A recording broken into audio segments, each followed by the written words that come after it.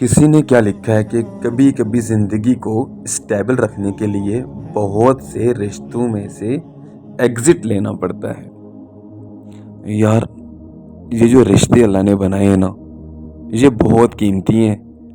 माँ बाप, बहन, भाई, जितने भी अजीज़ उकरबा हैं, रिश्तेदार हैं, दोस्त हैं, मतलब कि यार जो भी आपकी लाइफ में आता है ना, वो एक अपना एक मकाम लेके आता है। उसकी एक वैल्यू है।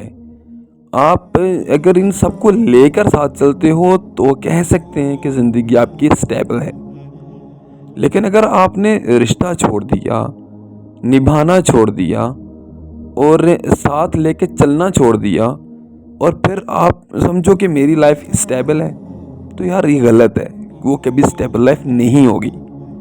अपने दिल में एक ना कब्रिस्तान बना दें, जहाँ पे अपने प्यारों की जितनी बुराइयां हैं उनको दफन कर लें।